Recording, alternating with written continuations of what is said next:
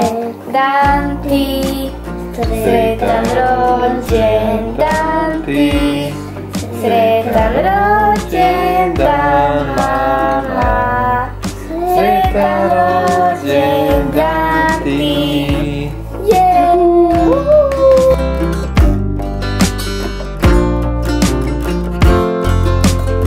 Pozdrav svima, dobrodošli u moj novi vlog, dobrodošli u novi video, dobrodošli na moj YouTube kanal.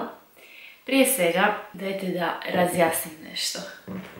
Prehlađena sam, tako da ako zvučim čudno, definitivno izgledam katastrofalno. To je zato, tako da nemojte se uplašiti, nemojte odmah se maknuti s ovog videa. Šta ćete, desilo se, ali dobro, nema veze. Sretna sam što ajde ove jeseni i ove zime nisam bila često bolesna, što je uobičajeno kod mene.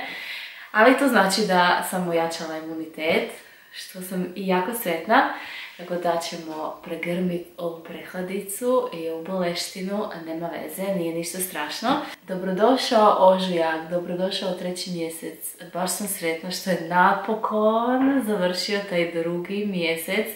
Ako ste gledali jedan od mojih prijašnjih vlogova, ne znam sad u kojem točno, ali sam rekla da stvarno 2. mjesec mi je, veljača mi je apsolutni užas od mjeseca. Predugo mi traje, najkraći mjesec u godini i jednostavno mi je ono, em je vrijeme nikakvo, em je taj 2. mjesec nakon sam nekakav bljakav. Tako da baš sam sretna što je 3. mjesec, proljeće je pred vratima i evo baš me to razveseljava. Danas je isto tako i moj rođendan, 34 godine. Kad sam prije 10 godina razmišljala da ću imati 34 godine, uvijek sam se mislila, čovječe, to je staro, ja ću biti već stara, ja ću biti žena, onako, stara žena, ali sad u tim godinama, evo, uopće se ne osjećam staro, osjećam se super, mislim, na stranu od prehlada, ali osjećam se i zdravo i definitivno, evo, moram priznati da se ne bi vratila u moje 20. godine. Stvarno se osjećam blagoslovljeno i zahvalna sam Bogu za njegove blagoslove i za radost i mir koji mi daje, za sve ono što mi daje, jer evo, ne fali mi stvarno ništa i zaista mogu reći da sam sretna zahvaljujući Bogu i blagoslovima koje mi daje. Uglavnom, plan za danas da si posadim cvijeće koje ću vam pokazati. Prvo od tih cvijeća je ova biljka koja se zove Passiflora. To je uglavnom biljka penjačica i ono što bi voljela je da posadim ispred kuće, pa u neko dogledno vrijeme, kad naraste, da onako napravim luk za ulaz u kuću. Drugi cvijet koji bi voljela posaditi jesu ove tu gladiolus cvjetovi. Uzela sam 2 pakovanja, jedan ovako tamno rozi i jedan šareni, ovako neki miks šarenih boja. Također planiram danas ispeći kolač od jabuke. I to je to, evo, nadam se da će vam se svidjeti ovaj vlog, malo opušteniji, malo onako, nadam se da vam neće biti dosadno.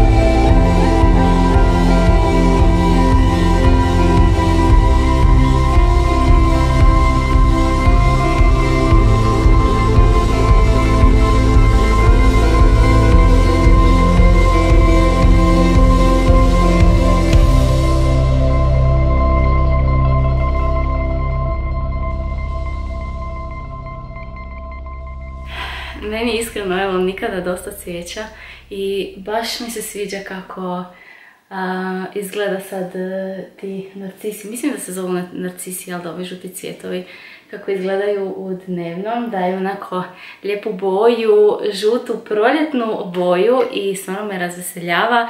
Ove male ljubičice su mali cvjetići, ali toliko jako mirišu da ono, ne možeš ostati ravnodušan, jel tako? Baš sam se sjetila dok sam rezala te narcise, razmišljam si, Ivka, sad ćeš lijepo uštedjeti na cvijeću, jer ćeš imati svoje cvijeće, pa neću morat kupovati, tako da, yes, jedna briga manje, ne.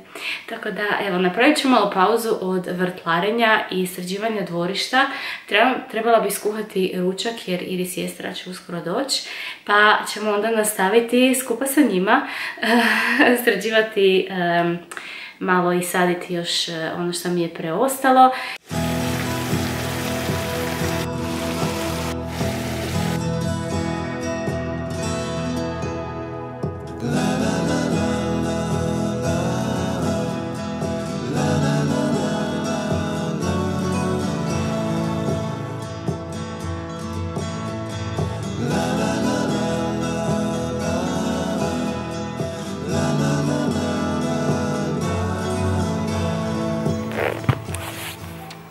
Ok, opet smo vani.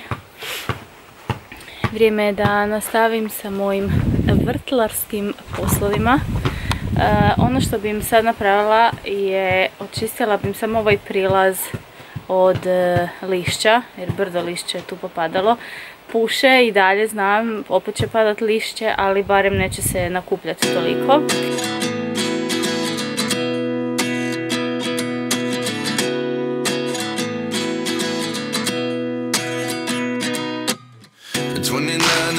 Myself wondering what did happen to the last 10. I ran away with my life, fast forward, never turn back again. It's kind of funny that the more we pass time, the more we need to set the rewind. And 19 was the year I had to leave you, but now I'm seeing all the signs. Is this really happening? I can't believe it's true. I'm just as surprised as you.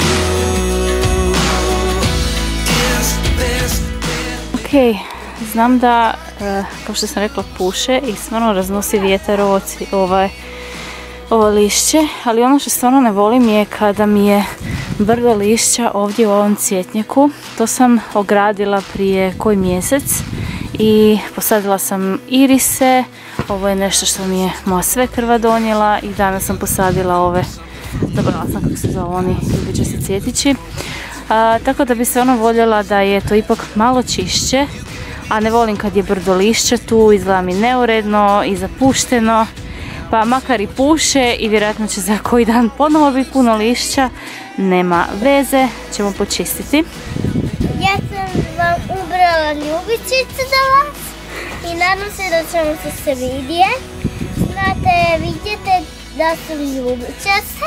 Ako je neko cvijeće ljubičasto, vidjet ćete da su vam to ljubičice, pokazat ćemo vam. A mislim da će vam se svidjeti ove lijepe ljubičice. Ajde, bok!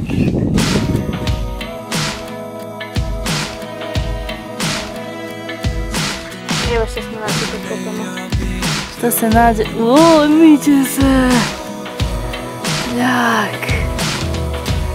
Što se nađe dok se kopa ovdje u prirodi? Baš. Najčešći stvor. Da, život u kampanji.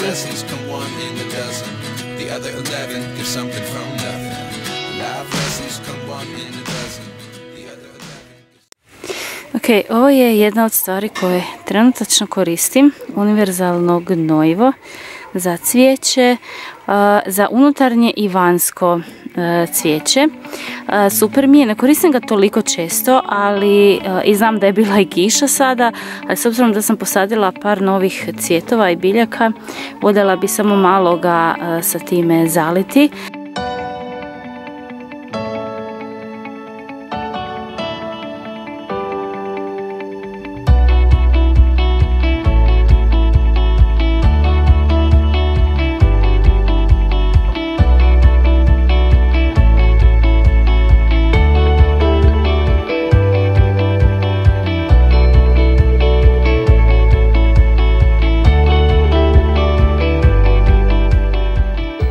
ljudi moji, poprilično sam sretna kako sam sve to uspjela i posaditi i zaliti. Da, volim ovaj zalazak sunca ovdje gledati. Vidimo malo more odavdje, tako da je to uvijek onako lijepi doživljaj. Idem sada se mrvo odmoriti, čekam Daniela da mi donese Coldrex. Nažalost, spali smo i na to da ga moram popiti i onda ćemo napraviti kolač, ali predomislila sam se, razmišljala sam jer sam pojela malo ovih borovnica danas i onda se mislim, a čekaj, zašto ne bi napravila kolač od borovnica? Umjesto od jabuke napravit ću kolač od borovnica. Nisam nikad radila, nadam se da će biti dobro, nadam se da će uspjeti. Tako da, evo, malo ću se odmoriti, popiti Coldrex, pustiti da djeluje i lijepo ćemo napraviti jedan fini kolačić od borovnice. Jej!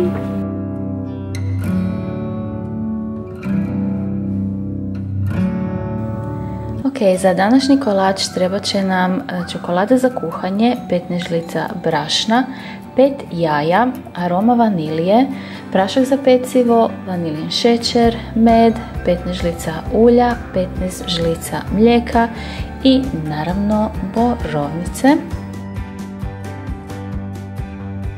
Stavit ćemo u brašno prašak za pecivo i to ću lijepo promiješati da se lijepo sve sjedini, staviti sa strane i onda stavljamo u zasebnu posudu 5 jaja, zatim ulje, zatim mlijeko, vanilin šećer, med, stavit ću 2 žlice meda, znači velike žlice meda i to ćemo lijepo sve izmiksati. Nakon što izmiksam, stavljam 1 po 1 žlicu brašna. Probala sam miksati sa pjenjačom, što je zapravo u receptu, ali jednostavno mi nije išlo, pa sam se prebacila na mikser. Išlo je brže i lakše, tako da dodajem malo po malo brašno u smjesu. Kad sam stavila brašno, stavljam 1 jušnu žlicu vanilije, to jest aromu vanilije. Nakon toga dodajemo čokoladu za kuhanje koju sam izmrvila, to ćemo promiješati i onda naravno dodajemo borovnice.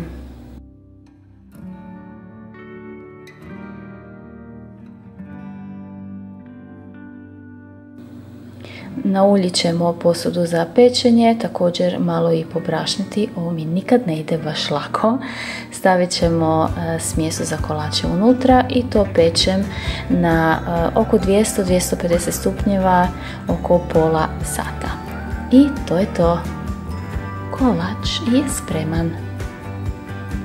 Jako je ispao fin, evo moja obitelj je bila oduševljena, također sam malo odnijela i moj sve krvi kao jer sam imala rođendan i bila je oduševljena. Nije bio uopće presladak, taman i zaista je bio ukusan. Hvala vam što ste gledali ovaj video, želim vam sretan i blagoslovljen dan.